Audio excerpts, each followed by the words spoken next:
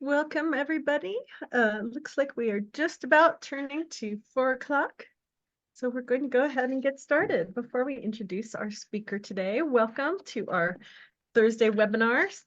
Thank you everyone for joining us. As always, we begin with our land acknowledgement. Crow Canyon Archaeological Center acknowledges the Pueblo, Ute, Paiute, Diné, and Jicarilla Apache people on whose traditional homelands our campus sits. Our work is not possible without Indigenous people in the past, present, and future, and we respectfully recognize and honor ancestral and descendant Indigenous communities for their contributions to all humankind. Crow Canyon is grateful to all Indigenous people and supports the preservation and protection of cultural traditions, ancestral connections, and sacred lands. Thank you to all of our Indigenous partners.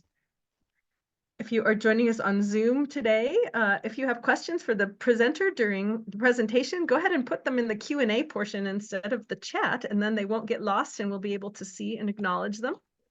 If Zoom gives you headaches, we are live streaming on Facebook right now, and you can join us there.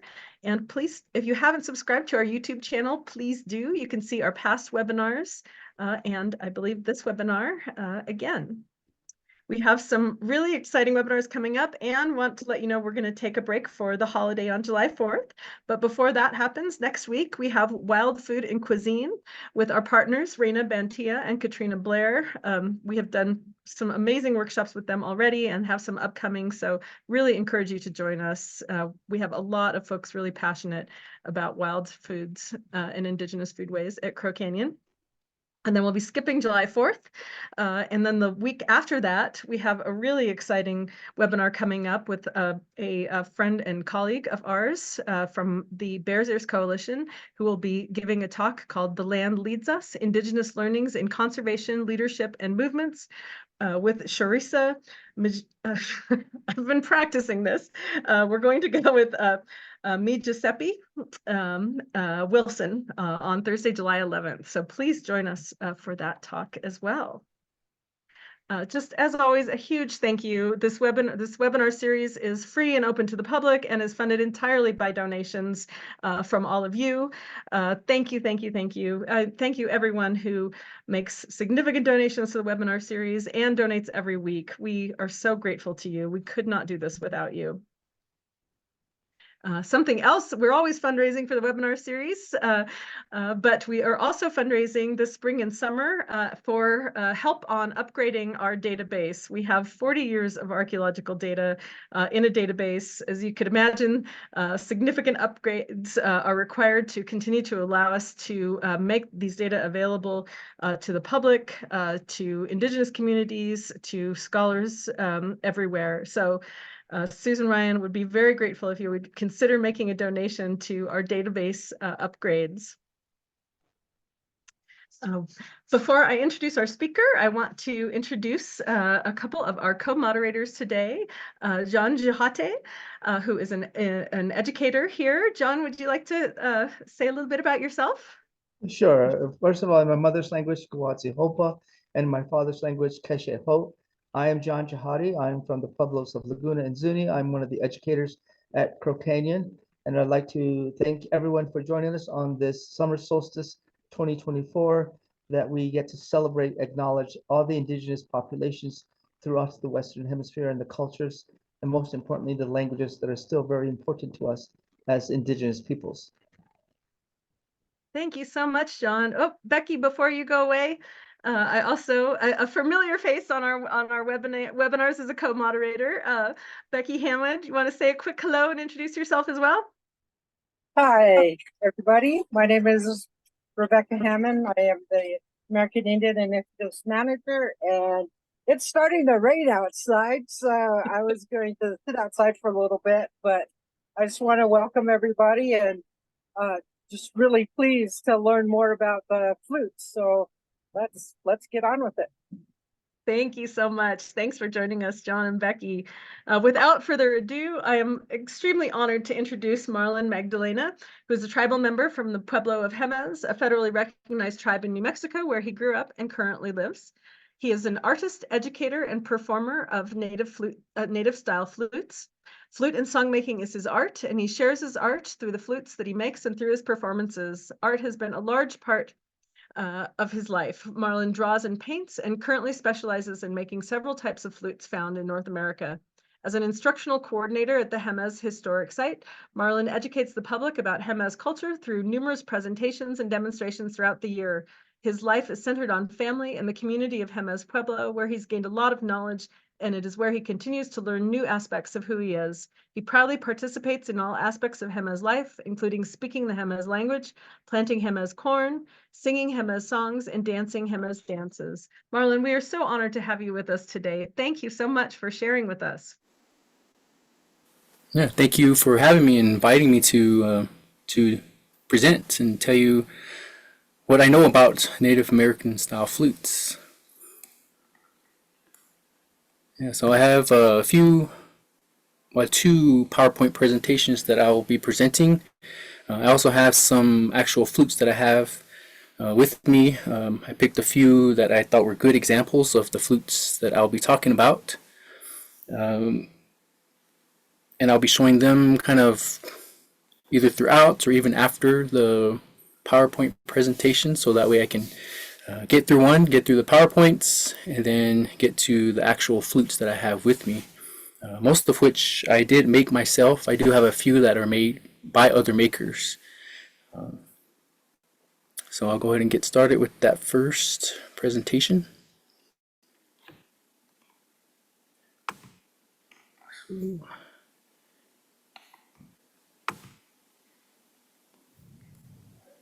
all can see.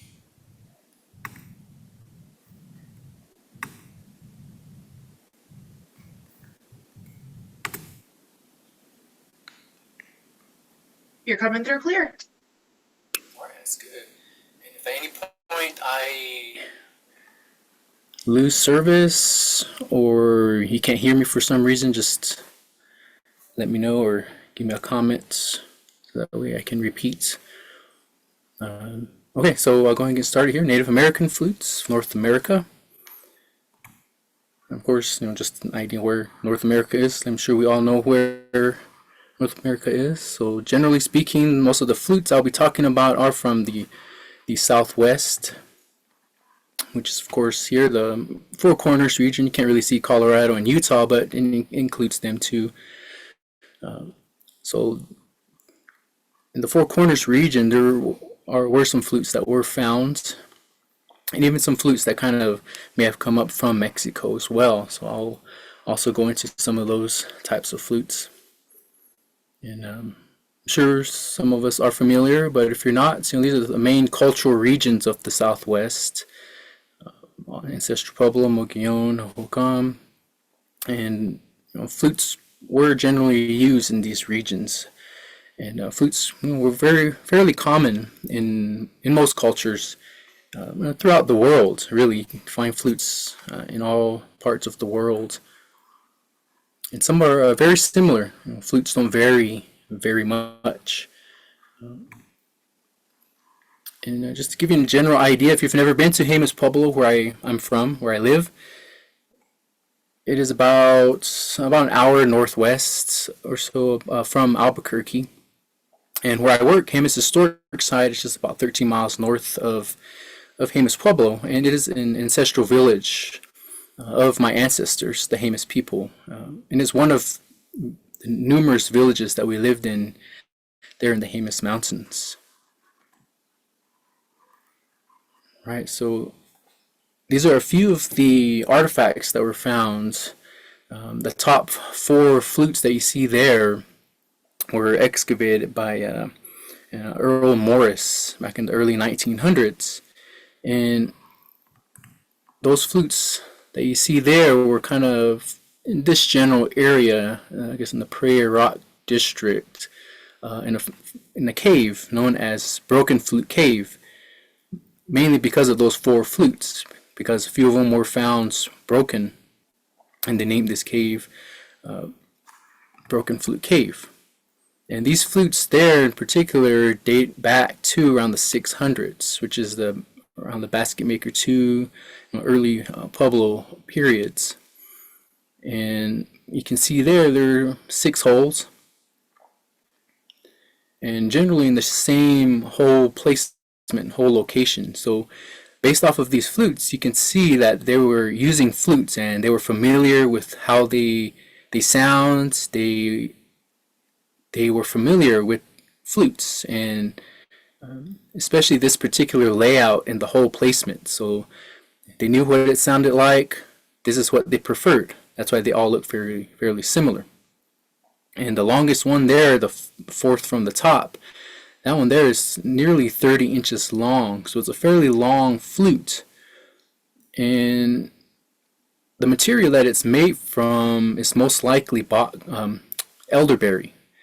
And it has been in certain places, it's been written that they're made out of box elder. But box elder is a very dense wood. The most likely wood, I believe, is elderberry. Because if you know what elderberry looks like, if you've worked with elderberry, if you're a woodworker, or I'm sure you may have seen elderberry, maybe if you go out on hikes into the mountains, you'll see the either red berries or blue ones. There's several types of elderberry. But the actual tree, the wood, has a soft pith in the center, so it's very easy to drill out if you get the right size, the right diameter.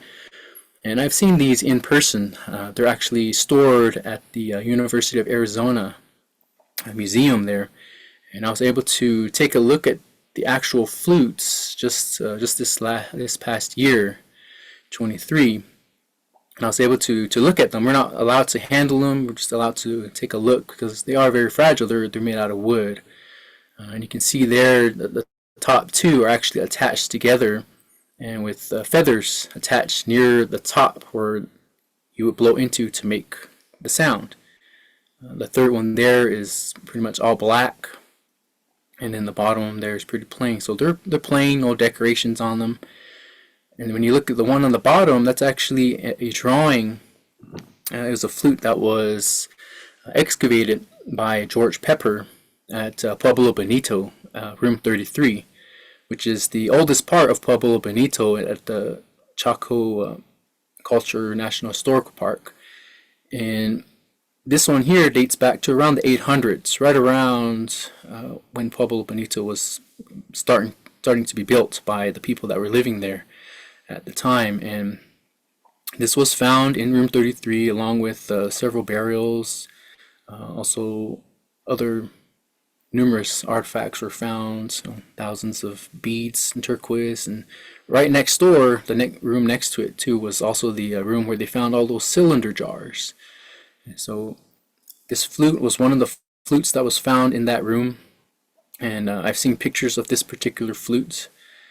This one here is a drawing where you can see the different marks represent different colors. So the base color was black. Some of the lines were made of yellow ochre, and some of the other diagonal lines, that's kind of a green color that would have been made out of malachite. So that's one particular flute that they found at Pueblo Bonito, and this one here has 4 holes. So it's made a little bit differently, maybe different tradition started there. They started preferring just 4 holes. And this most likely was also made out of elderberry, which doesn't grow, of course, in Chaco Canyon. So they must have brought it in with all the other timbers that they would have made used for their particular needs. These are some other ones. The bottom 3, these are the ones that were also found in room 33 in Pueblo Bonito. You can see here, this one here has a sort of a bell-shaped bottom. This one here also kind of has that same shape, kind of tapers towards the top where the sound would have been produced. This bottom one here actually has some sort of carving on it. Could be a lizard, could be some kind of some sort of animal there, as well as that bell-shaped end. This one here on the top is actually flute that was found in Grand Gulch in southern Utah, in one of the caves there. And this one here, you can see it has 4 holes, just like the ones from Pueblo Bonito. These ones here range to about 27 inches to 28 inches long. This particular flute here is only about 13 inches long, and most likely also made out of elderberry. But I haven't seen this in person. It could be made out of some sort of bamboo or reed that could have been traded in. But that one there has 4 holes, and it's a very short flute. And these types of flutes that I'm talking about now are called rim-blown flutes. And I'll go in a little bit more about how to produce the sounds, but these particular flutes are fairly difficult to learn how to play, because you have to blow a certain way onto the rim of that flute to produce a sound. And there are other flutes which I'll get into that are a little bit easier to play. All you have to do is just blow into one end, the sound's produced. But these ones here, you have to learn how to get the right embouchure. That's what it's called, the embouchure. You have to put your lips a certain way, you have to blow a certain way to produce a sound. So it could be a little bit more difficult to learn how to play these. And they're fairly simple to make. They're just basically hollow tubes with holes drilled out. Now, these few pictures here, they're not my images. Just some images that I found throughout my research. This top one on the left is a man from Chihuahua, the state of Chihuahua in Mexico. He's a Raramuri. That's the name of the tribe there. Also known as the Tara Amara, but Raramuri is how you say it. Or they're the name of their tribe. And they're known for ultra marathons and running far distances in sandals that they create themselves. But they also make a particular style of flutes. And you can see the man there on top of that rock above the copper canyons there in Mexico. And he's wearing the sandals and he's playing a flute. That particular flute there, you can see, are displayed there on the right. And those flutes there are located in a museum down there in Mexico. And you can see they're made a little bit differently. They've got 4 holes, but you can see towards the top, that's where the sound's produced. And these are not rim-blown flutes. They're a particular type of flute where you just blow on that one piece on the top and sound's produced for you. If you've ever seen a recorder, I'm sure many of us as younger people were given recorders, plastic recorders in school, or maybe someone bought a fairly cheap one at the store for you. They're fairly easy to play. You just blow into one end, you just have to figure out the holes and to make the notes. That's kind of what these are. And these ones here originated down in Mexico, and they have a long history down there, even dating back all the way to the Olmec, to the ancient Maya, those civilizations that existed down there. Now these flutes down here in the bottom left, those are actually clay flutes. And I believe these ones here are from the Colima culture, which is also a very ancient culture down in Mexico. The ancient Toltecs, the Maya, even into where later times the Aztecs, they also made clay flutes just like this. Also 4 holes, and very similar, where all you have to do is just blow on one end, the sound's produced for you, kind of like these flutes to the right. And these flutes may have started off as flutes made out of reeds or bamboo. The flutes on the right, that's what they're made out of bamboo. And bamboo is a natural growing plant down in Mexico. There's a lot of different species of bamboo that they could have made. And using just the natural things around them, they're able to make flutes. Probably starting off as small whistles, eventually evolving to bigger flutes, and then into clay flutes, into a little bit more fancier types of flutes. You can see here I've kind of listed some of the things that have been used to make flutes and whistles. River cane is more common towards the East Coast. Grows along a lot of those rivers, the Mississippi, and they're just like bamboo. They're hollow, and they were used to make flutes and whistles. The next one there is the common reed that grows here in the Southwest, and whistles were made from them, but most of this common reed is very small. It's not very useful, or it's too small to make really big flutes out of.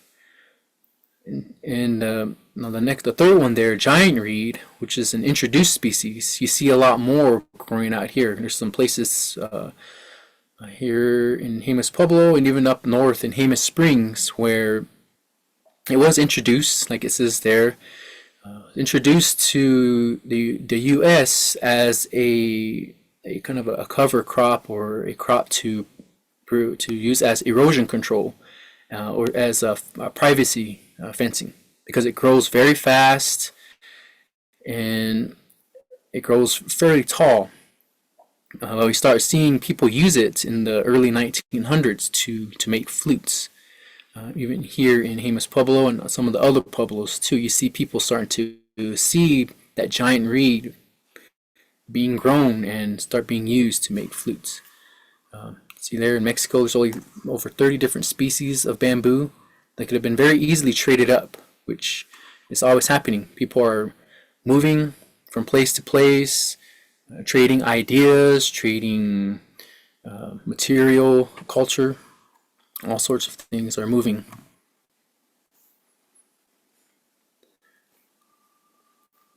Other material that you can find here are bird bones. Bird bones are naturally hollow. That's how birds are able to fly, along with having wings. But because their bones are hollow, they don't weigh as much. And so we find in the archaeological record a lot of bird bone flutes and whistles. So you can see here on the screen, the top left, an image taken from, I believe the book was called Artifacts of Pecos, written by Alfred Kidder in the early 1900s, the 1930s, I believe, 1935, I think. But you can see there all the eagle bone flutes that they dug up and excavated during those excavations at the time. And the particular bone that they're using is from the ulna of the bird. Eagles in particular, I think the longer one there on the left, it could be a crane, because cranes have some long bones as well, even some hawk bones used as well. And these are made in a particular way. You can see there's 3 holes towards the bottom and then 1 hole towards the top. And that single hole there, that's where the sound's produced. And then you can see the 3 flutes there on the bottom. Those are flutes and a whistle that were found at an excavation up in the Jemez Mountains at a pueblo called Hunchagui. UNM, University of New Mexico, did an excavation there in the 1930s, and they found these particular artifacts as well as other bone tools. But they found these 2 bone flutes and 1 bone whistle. Now the image on the left, bottom left, is taken from a book called Objects of Myth and Memory. And they're objects or artifacts from the Berkeley Museum. And it's of a Jemez flute. And this one here was made from giant reed. But the reason why we know it's a Jemez flute, one way you can tell is the etchings that are on it. They're very specific to Jemez Pueblo. There's specific designs that only Jemez Pueblo makes. And the other is that the man that collected it or bought it or stole it, Stuart Cullen, wrote about it, that he was here, as well as a bunch of other early ethnographers who were trying to save our culture by writing everything about it. They took a lot of artifacts, and sometimes they bought it, sometimes they just took it. So it was fairly common at the time. But this is one of those things that they took. Now the images on the right are some more evidence of just flutes existing here in the Southwest. These are some petroglyphs that are common throughout the Southwest. Some of them could be representations of bugs playing flutes. You see some animals there, and just people playing flutes. You've probably heard of the common, now kind of touristy story of Kokopelli. which has his own history, and there's many versions of this kokopelli. But you see it in the archaeological record, in the petroglyphs, different versions, different iterations of what this flute player is. And these next flutes here, these are what are called two-chamber block flutes, and it's a descriptive term. But these are the ones that are most commonly referred to as Native American flutes. Now that name has a few, I guess, problems. I say it's a misnomer, because when you really look at that term, Native American flutes, Native American, it's a very wide, general term. It's over 300 different tribes here that exist here in the United States, federally recognized tribes, and many tribes that don't exist anymore. And each one has its own culture, its own set of beliefs, own languages, and own terms for the flute. So when I use Native American flutes, I use it as, it could refer to all these types of flutes that I've just mentioned. And this particular flute that we see here, these what we now call Native American style flutes, and what I call just a two-chamber block flute, because of all the different flutes that I've mentioned. They're all Native American flutes. And this one here, there's several theories of where they originate from. One could be that they originated from those older flutes that I showed to you, from those clay flutes down from Mexico. And gradually over time they develop into these types of flutes here. Another way, or another theory, is that they came from the East after Europeans came and introduced the recorder. And the recorder, comes from Europe, but then the tribes out there in the East, into the plains, kind of developed their own type of recorder and kind of developed into these types of flutes here. And these flutes you'll hear more commonly in Native American flute music, just because they're fairly simple to play. They don't take a lot to learn. And the examples that I have on the screen here are flutes that I've made from different material, different types of plants or trees, and different types of decorations. They can be very simple, they can be very ornate, just like the ones on the bottom. But they can range. Different makers will use different types of woods, more exotic wood, very dense woods, or very soft woods. Just depends on the flute maker. So now these are just a few diagrams showing how some of these flutes work. So this one here are the first ones that I mentioned, the rim balloon flute. And you can see it's just basically a hollow tube. Towards the top, it's kind of angled a little bit, so that way you can blow onto the edge, produce the sound. And I'll demonstrate this to you when I'm finished with these presentations. Now this one here is the one that the raramuri, the clay flutes. This is kind of what they look like from the side. You can see there's a little piece of material, which is basically the same material that the flute's made out of, the bamboo or the reed, that's attached to the top.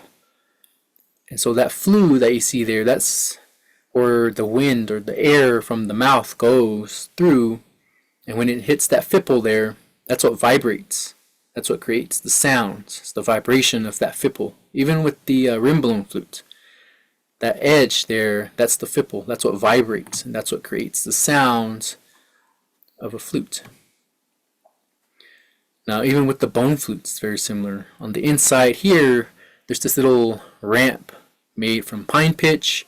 It can also be made out of just the sap by itself, because pine pitch is another material that people used in the past to attach things or to glue things together. It's a hot melt glue, so you have to heat it up, melt it down, and you're able to create a glue. And so some of the eagle bone flutes and whistles that I've made, I've used this method I've created my own pine pitch glue to put on the inside. But it's a very delicate process because you're involving heat, and heating bone's very fragile. You don't want to heat it up too much, and I've done that. We have to be very careful, heat it very slowly, so that way you can get this pine pitch glue on the inside. There's definitely other ways people could have done it in the past. The pine sap or the pinon sap is very sticky already by itself, and you can definitely very carefully put that inside of the bone if you want it to. So there's definitely different ways that you could use, or you could produce these bone flutes and whistles. Now this one I didn't show in a picture, but this is a flute that the O'odham or the Tohono O'odham or some of the other O'odham tribes down in southern Arizona produced.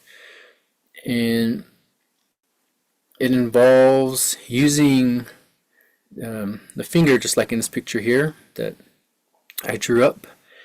It kind of acts as a top piece, so you're very limited. You have to use both hands, and I have one of these, so I'll demonstrate it to you. These ones usually just have 3 holes down on the bottom, and you cover this hole here very carefully to where you can produce that flow of air that flows onto the fipple and creates that sound. And over time, even that evolves. Instead of using the finger, they would just attach a piece of fabric or leather in place of the finger, so that way it frees up the other hand to either beat a drum. I know there's some artists today, musicians that use this method. The Raramuri down in Mexico, I believe that they still do that. Some other tribes too. Trying to think of the name. The pole flyers. If you've seen them, they have these long poles. They're hanging upside down. The top slowly turning. And there's a man up on top playing a whistle, a little flute, beating a drum. So it's kind of this type of flute that he's playing up on top there. Now this one here is the more common Native American style flute that I mentioned, the 2-chambered block flute, as I call it, because it's very descriptive. There's 2 chambers.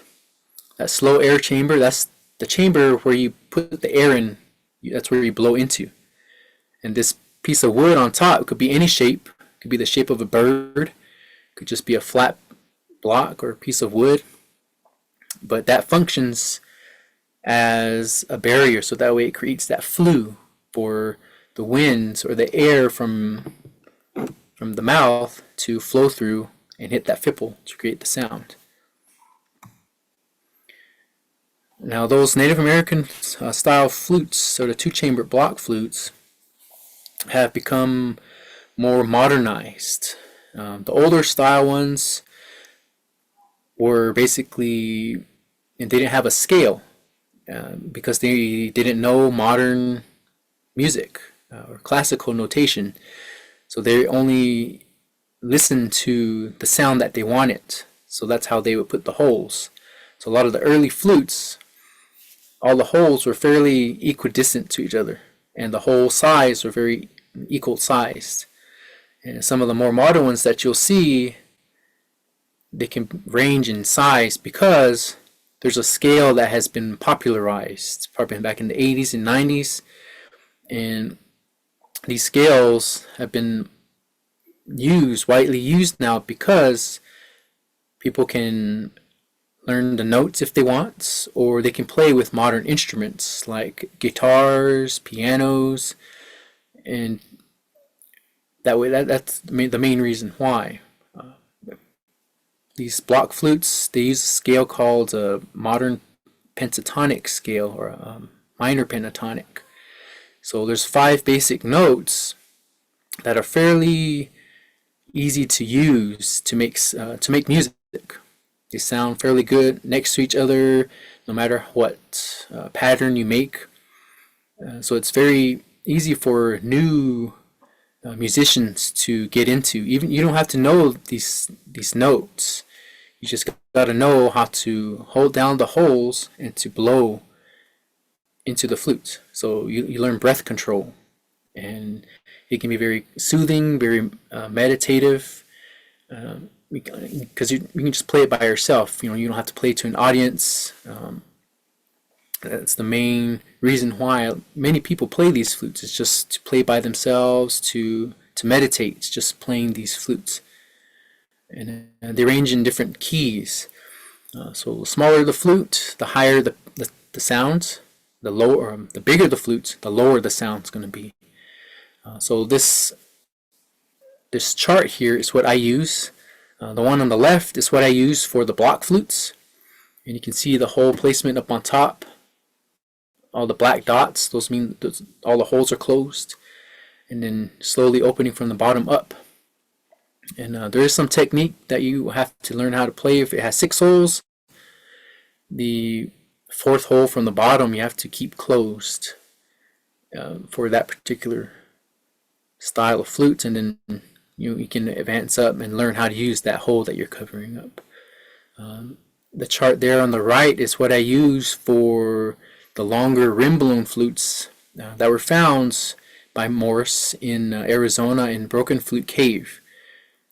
Because in some of the studies that people have done on those flutes, they were able to figure out what notes and approximate or calculate using their calculations on what note each hole made. And so based off of their calculations, I was able to create this based off of other people's research. And this is what I use. But usually I have a printout of some of these flutes to scale, and I use the old method. Because in the past, you have these flutes. If you wanted to make another one, you would use that flute that you already have and put it up against another piece of wood and kind of just mark the holes. So that basically you're copying that other flute. So that way you don't have to figure out where to put the holes. You already have a flute there. Just use that to calculate or to copy.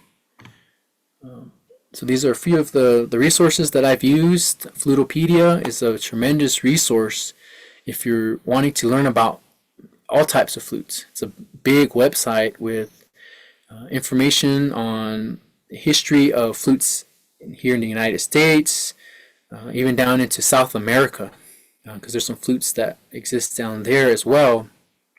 There's even some resources there on that website if you want to make your own. And there's links that take you to other places. I didn't put YouTube on there, but if you look up YouTube videos, there's plenty of resources there on people showing you how to play, or even tutorials on how to play certain songs. So there's a lot of resources out there. Emily Brown's dissertation on musical instruments is a very, very good resource too. I was able to email her several years ago. She sent me a copy of her dissertation, which is a very good resource as well on her research that she's done on different types of musical instruments.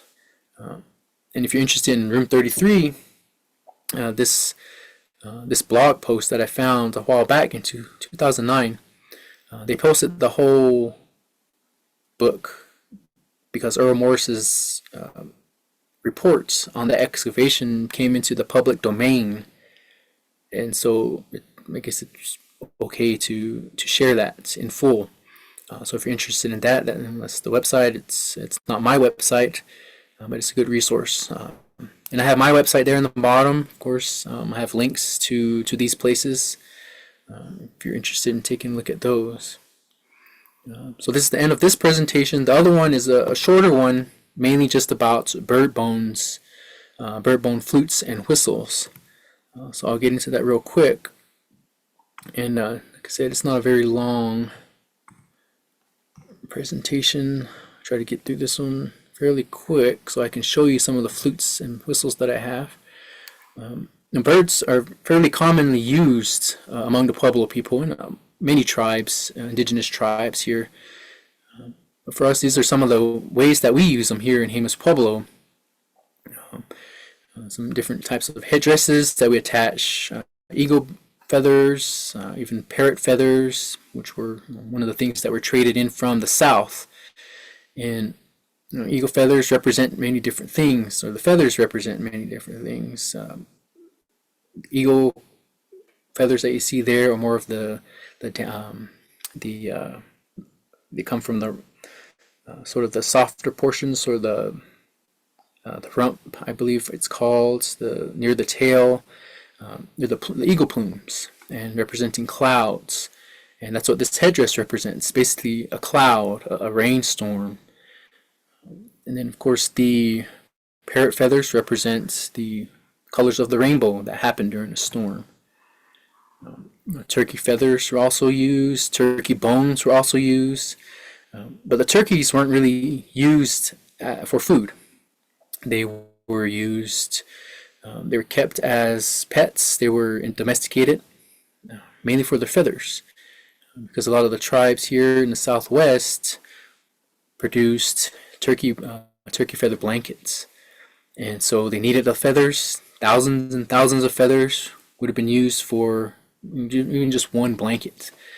So those are also very important to the Pueblo people. Eagles, of course, they were the messengers. They took our prayers up into the sky, where all the spirits of the sky live. And so they were very important. And so the bones that my ancestors would have used, and the bones that I've used, the ulna and the tibial tarsus. Now the radius is a little bit small, but flutes have been made with the radius. But it's a very small diameter bone, so it's preferred to use that as making beads, because they also made beads for making necklaces and decoration, that sort of thing. Now on the eagle, the ulnas are a lot bigger because eagles fly, and on the turkeys they're very small because they don't really fly as high as eagles do. So on the turkey, the tibial tarsus was used, which is the drumstick. So we've all had a turkey from maybe the state fair or something, turkey bone. They have big turkey bones, but wild turkeys, the turkey bones aren't as big as those domesticated ones. So inside these burnt bones, or as they're, I guess, technically, scientifically called aerophones. It's a neat word, but flutes. And I've showed this one before too, kind of showing what the inside of these bird bone flutes and whistles look like, these aerophones. Now this one here was excavated at Gisitwa, which is at Jemez Historic Site, the village there. And you see it's got 3 holes, and then one hole on the top there that's where the sound is produced. Some more examples of bone tools and implements. These are from Hunshagi that I mentioned earlier, just about 6 miles or so north of Gisitwa, or north of Jemez Historic Site. I showed this one earlier. This is the Artifacts of Pecos by Alfred Kidder. All the different eagle bone flutes, and I believe even a hawk flute. That's one on the top there. That's I believe it's made out of a hawk. And some other pueblos as well from different collections. They're at the Maxwell and Smithsonian from different excavations, just showing the flutes and whistles that was common among the pueblos. We used them, we utilized them. And this is me taking out one of the bones, or a few of the bones from an eagle that my dad had received in 2013. And as members of federally recognized tribes, we can order eagles from the National Eagle Repository in Colorado. Any bird or any eagle that passes away from natural causes, or from hunters, or from being hit on the highway or something like that, they're taken to that repository. And then we can order a whole eagle, we can order bits or pieces of it, the body, or just the wing.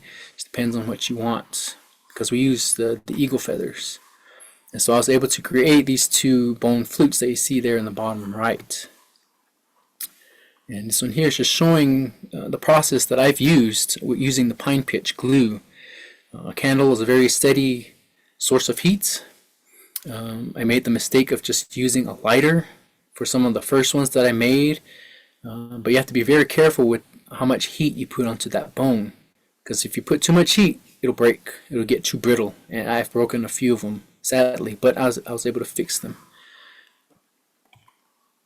These are a few of the bone flutes and whistles that I've created. You can even see one there made out of a copper pipe.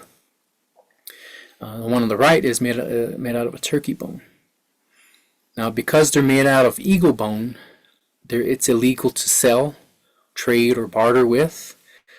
So the eagle bone flutes and whistles that I've made are for my use and my purpose, because I am a member of a federally recognized tribe.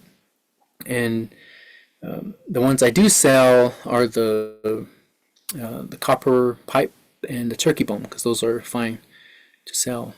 But I have made some eagle bone flutes for other people that have received their bones legally. So they've asked me to make their eagle bone flutes and whistles for them using their bones that they've received. So again, some of those resources.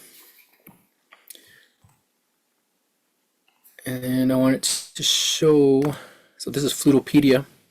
As you can see here, there's a lot of information, different types of flutes. There's some basics here. And Clint Gloss is the man that made this. It's a very, very detailed website here. Basics, resources. Another one. This is that room 33. It's basically got the whole exploration of a burial room in Pueblo Bonito by George Pepper. It's got all the artifacts there.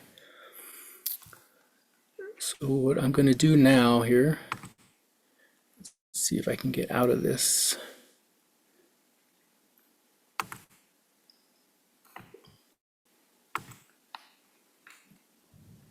You want me to stop your screen share for you? I think I got it. There we go. All right, so am I out of it? Yes, you are. Okay, okay, so the rim-bone flutes. I have some examples here.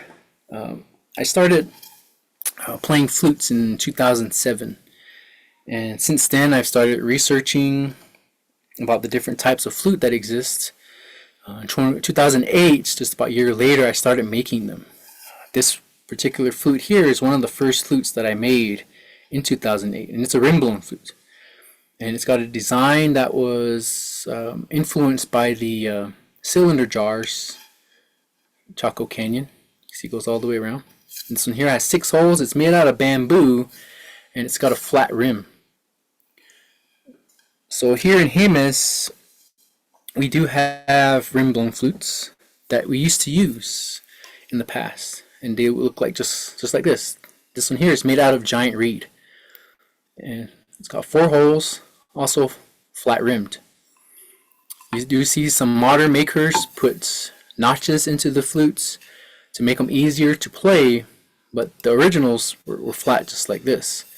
So there's several ways to make the sound, and I don't know of anybody here that plays these flutes anymore. It may have been a lost tradition, and what may have happened is other flutes were introduced from the south, like that Raramuri flute. When you look at that particular flute, they're easier to play, to produce the sounds. The sound is what I think is the most important part of these flutes, the sound that they produce. They signal a start of a ceremony, or they represent the sound of the spirits, or they're calling the spirits that are being called for the ceremony, or even just the rain spirits. We're calling all these different spirits to the ceremonies using the flute.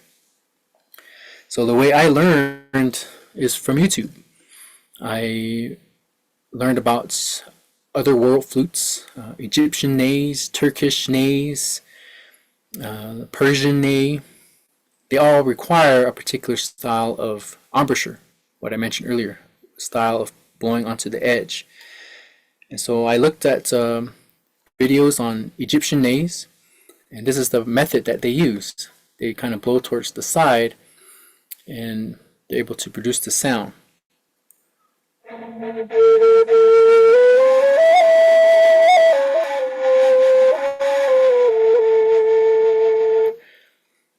Now that was the easiest technique for me to learn, and you can get a lot of notes using that method.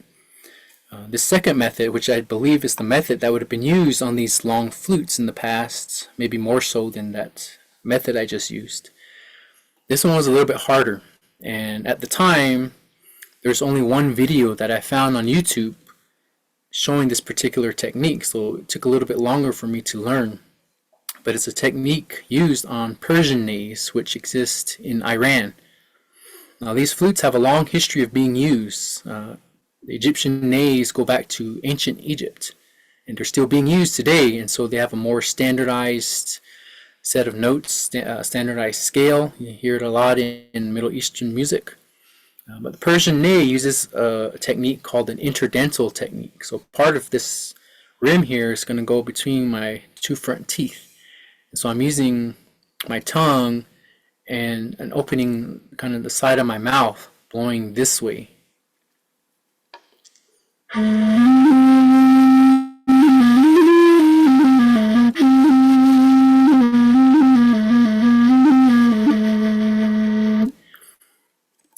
And the way you hold these long flutes, in mine, a lot of theories say people back then were a lot shorter than me, shorter arms.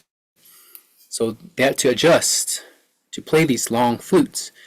And so they would use this method. Instead of using the fingertips, using the middles of the fingers. That way they can play these longer flutes. So that's one of those methods that people would have used in the past. Now these flutes, like I said earlier, they dated back to the 600s. And they probably existed way before that because they looked more standardized by that time. And they eventually evolved. In some cases, they basically stay the same. Now, this particular flute, this next one, is based off of a Hopi flute. And they continue to have their ceremonies, the Hopi flute ceremonies. And they use the Hopi long flute. And it's very reminiscent to that longer 6-hole flutes that I just played. But instead, the Hopi noticed that this particular hole didn't really add much to the scale, and so they just eliminated it. And so they started just using a 5-hole flute. But it's very similar to that 6-hole flute that I play. Again, flat rim.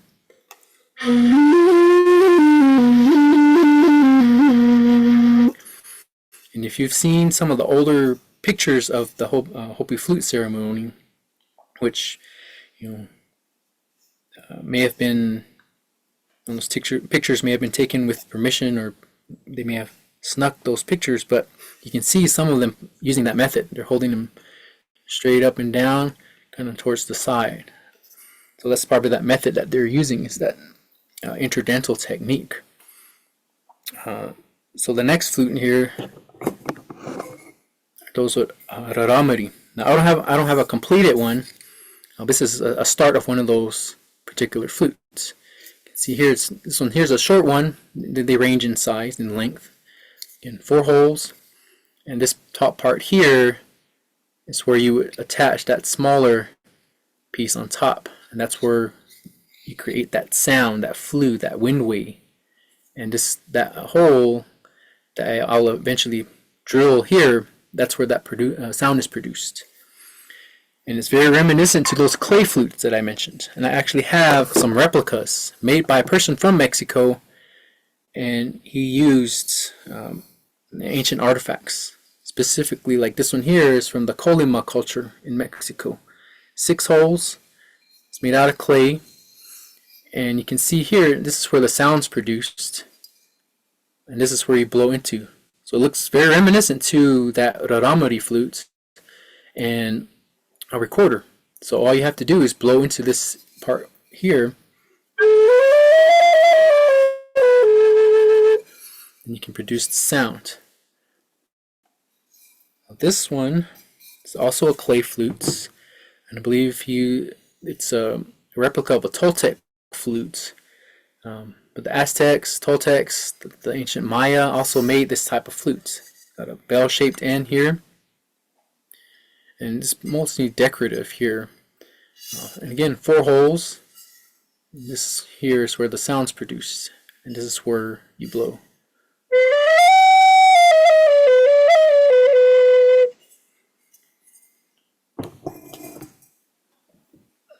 And also with some of those rim-blown flutes, from here in Jemez, and that picture that I showed you earlier, which I didn't mention, but that was a Jemez flute player. It was a painting of a Jemez flute player.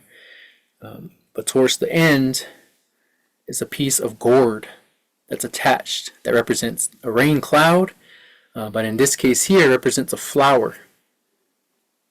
This particular flute was made by a Frederick Andrews, who has since passed, but he made this flute. Even got a little macaw feather, parrot feather, and it's made in the technique of a block flute. So you can see a little piece of wood there. So this is one example, and would have been attached to these long Pueblo style flutes here, these long rim-blown flutes. So they would have had one of these attachments towards the bottom, just like that, for specifically for those ceremonies. And because they're calling the clouds, they're calling the rain clouds. So that's what those gourds in those particular instances would have been painted onto those gourds. This one here is a replica of the Grand Gulch flute, the 13-inch flute. Again, it's 4 holes and flat rim. But because it's smaller, it produces a higher sound.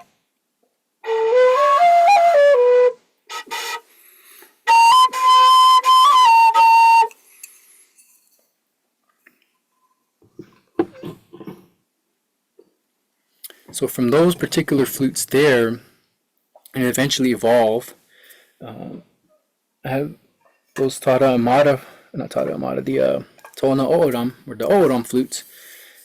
Like I said, it has 3 holes. This one here is made out of giant reed. And right on the top here, there's actually 2 chambers. There's this chamber here and this chamber here, separated by those nodes that all bamboo and reed have. On these little sections here. So you keep a piece of that node there in the center, and the top section here, this top hole, covered with the finger, just like this.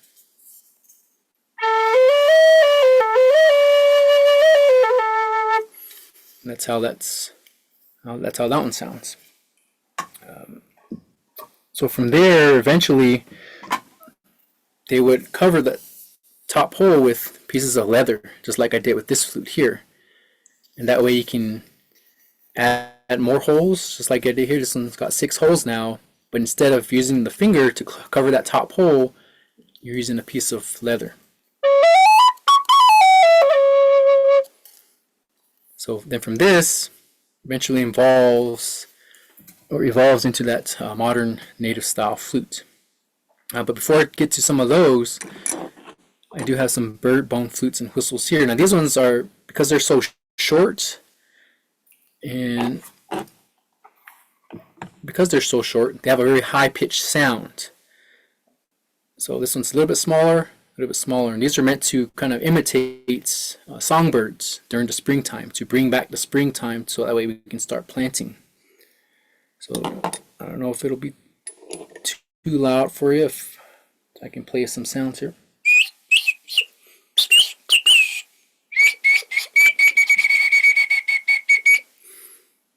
And they're also able to produce the high-pitched sound of an eagle, which I don't think I'll demonstrate for you here because it's very high sound, very high-pitched. Might blow out your speakers or your eardrums. So this one here is a eagle bone flute. You can see it's got the 3 holes and the top hole here.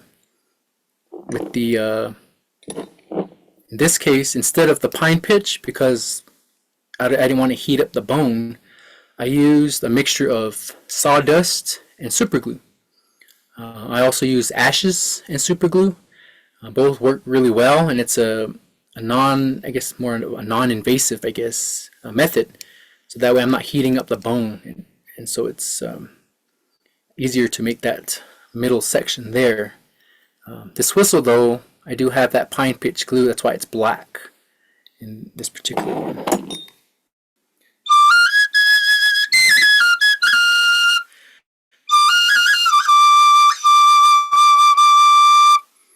That's how that sounds. This one here is made out of a turkey bone, the tibiotarsus. This is another one that I haven't made a flute into yet. Doesn't have any holes. But because this one was starting to crack, I used some methods to prevent further cracking. I even put some pine pitch glue into the crack there.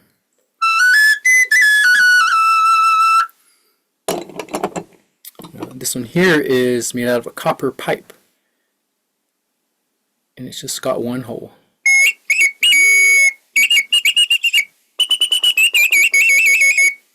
Okay. You can make different bird sounds with those. Now, I have some examples here, which I'll end my presentation with. Some block flutes, or the two-chambered block flutes that I've made. This one here, I've used many times in my performances. If you've ever seen my performance, if you go to my website, I have videos of my performances that I've given. I'll be performing at the World Flute Convention next month in Wisconsin, and I perform different places throughout the year, but I like using this particular flute here that I hand carved out of Alaskan yellow cedar. See, it's got different types of decorations, different design. This one here is woven like one of our woven belts that we wear for traditional dances. Attached an eagle feather here for decoration. And this is a crane head flute. So a lot of the Plains tribes created flutes that had bird heads. Sometimes just like this. And I said earlier, these ones are have the modern tuning, so that way you can play with modern instruments. This one's in the key of F sharp minor.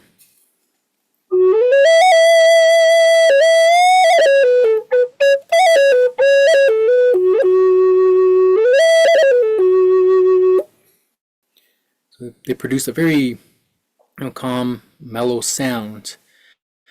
They can get lower than this too.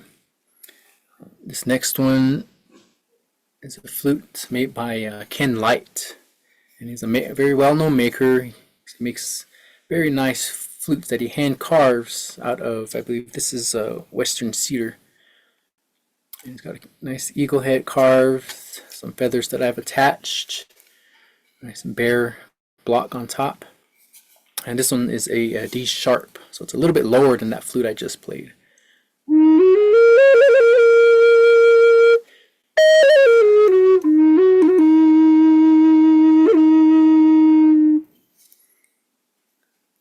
So they can range from the low sound to some of the higher pitch sounds.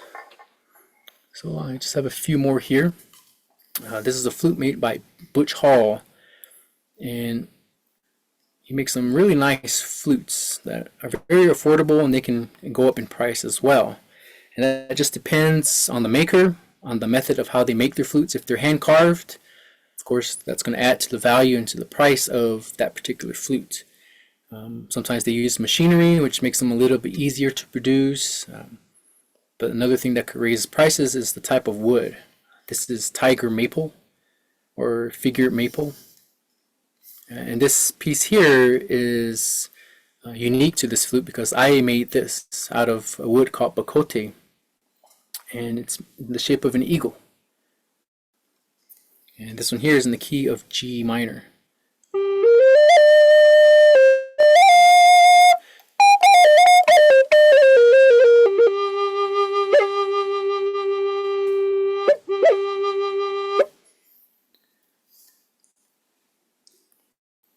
And so those are just a few of the flutes that I have with me today.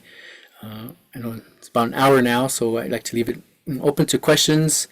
I think I'd just like to say thank you for listening, and I hope you learned something new today. I know there's a lot more that I could have gone into, but we're very limited to the amount of time that we have. So I'd just like to thank you for allowing me this short amount of time into your life and to teach you something about flutes. So thank you. Thank you so much, Marlon. If you can stick around for a couple minutes, I'm going to pass it off to John to do some Q&A. Yes, thank you very much, Marlon. That was fantastic. Just to really learn about the skill and the techniques that people have generated over the centuries. And I hope Anne is still around here because she had an interesting question, which kind of ties in with the last flute that you played.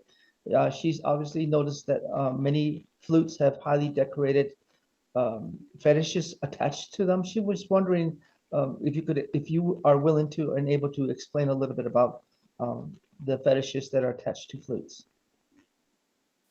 The main reason, as I was saying earlier, I believe it's just kind of an evolution over time. So if you go back to that O'odham flute here, it doesn't have one. The fetish would have been the finger. So over time they evolved into a piece of leather or a piece of cloth, and then to just a piece of a block of wood. Like this, very simple, just a rectangular piece. I've just attached a stone that's important to me personally on top. So it could just be very as simple as that to something more in the lines of this shape here, which can look like more like a bird.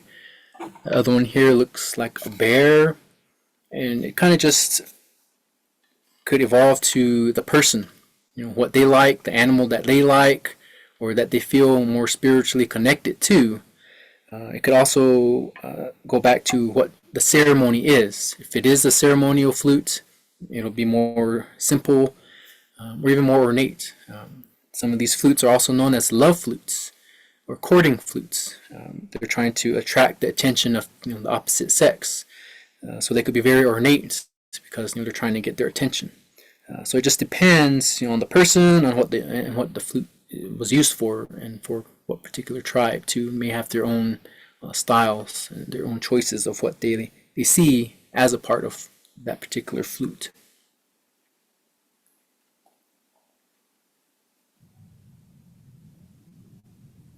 Microphone. John, you're on mute. I think I see you talking. Apologies. There you go. This is from a fellow musician, Todd. He said that he noticed that the scales were 4 whole flutes, and he was wondering if all flutes are tuned in the same way, or are there some regional differences as it applies to the scales? Yeah, the earlier rim-blown flutes, I have one here that I made out of PVC. Because of where the holes are located, that kind of determines the scale. Now this one here has more of a major type of scale. It doesn't really follow any of the modern scales, but it's close to a major scale. And so these kind of remained the same throughout the years. They didn't really change much, just because of where they're placed on the flute. It's kind of been generalized or more standardized, kind of, I guess, unknowingly, but that's kind of just what they preferred. Now the 4-hole flutes, those change. So this early Grand Gulch flute, this one dates back to about the 1100s or so. It's more kind of towards the bottom half of the flute. And if you look at the ones from Pueblo Bonito, some of them are more centrally located. Just like this one here, this Jemez flute. They're more like this, or they're located more towards the top half of that flute. In some cases, they may not have been even playable, because once you get further to the top, the bottom holes are very hard to play. They don't really make a sound. So they may have just been made for a ceremony, just not to be used, but just to be there as part of that ceremony. And so the more of the modern tunings kind of, I guess, became more maybe a necessity, so that way the flute could be given to a more wider audience. So that way more people can play them, more people can learn about the flutes. Even some of the early plains flutes didn't have that minor pentatonic. They were more of a major scale because the holes were more further down on the flute. Now these modern ones, the holes are more kind of centrally located. So they kind of just evolve over time and evolve with a certain tribe too, or certain tribes.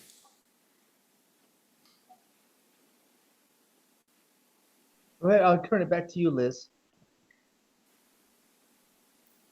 I think since we're about 10 minutes over, we'll be respectful of your time and wrap up here. Thank you so much, Marlon. That was a spectacular presentation with the explanations, and then getting to hear you play the different flutes was just really wonderful. If you take a peek at the chat, you'll see many compliments. Oh, okay, I see. Yeah, you're welcome. I'm glad you enjoyed. Yeah. Thank I you. Yeah. And please, open invitation. We would love to host you up at Crow Canyon if you are able to come up this way. Yeah, I like coming out there, coming to Yes, Colorado. please do. I'll be in Colorado and Denver in August. Oh, all right, Well, we're perfect. just a short hop away over the mountains. All right, thank you. Have a wonderful evening, Marlon, and thanks again. Yeah. Thank you for having me.